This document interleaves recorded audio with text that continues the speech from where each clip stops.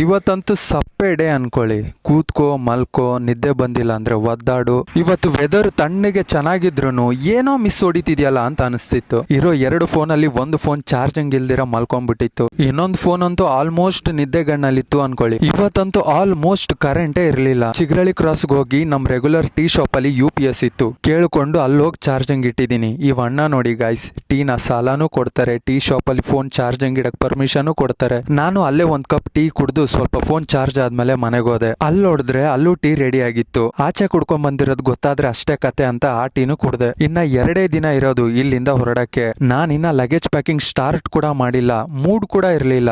Mood ಇರ್ಲಿಲ್ಲ ಅಂತ ಹೋಗಕ್ ಇಷ್ಟ ಇಲ್ಲ ಅಂತಲ್ಲ, ಮೂಡ್ ಇರ್ಲಿಲ್ಲ ಅಷ್ಟೇ. ಹೆಂಗೋ ಫೋರ್ಸ್ಫುಲಿ ನಾನೇ ಲಗೇಜ್ ಪ್ಯಾಕ್ ಮಾಡೋಣ ಅಂತ ಸ್ಟಾರ್ಟ್ ಮಾಡಿದ್ರೆ ಬಂದಿದ್ ಕರೆಂಟ್ ಮತ್ತೆ ಹೋಗ್ಬಿಡದ. ಸ್ವಲ್ಪ ಹೊತ್ತಾದ್ಮೇಲೆ ಕರೆಂಟ್ ಬಂತು, ಮತ್ತೆ ಪ್ಯಾಕಿಂಗ್ ಸ್ಟಾರ್ಟ್. ಇವತ್ತಂತ್ರು ನನ್ನ ಹತ್ರ ಇಷ್ಟೊಂದು ಬಟ್ಟೆಗಳಿದ್ಯಾ ಅಂತ ನನಗೆ ಗಾಬರಿ ಆಗೋಯ್ತು. ಸದ್ಯಕ್ಕೆ ಬೇಕಾಗಿರೋ ಬಟ್ಟೆಗಳನ್ನೆಲ್ಲ ಪ್ಯಾಕ್ ಮಾಡ್ಕೊಂಡಿದ್ದೀನಿ, ಮಿಕ್ಕಿರೋದನ್ನೆಲ್ಲ ಇಲ್ಲೇ ಬಿಟ್ಟು ಹೋಗ್ತೀನಿ.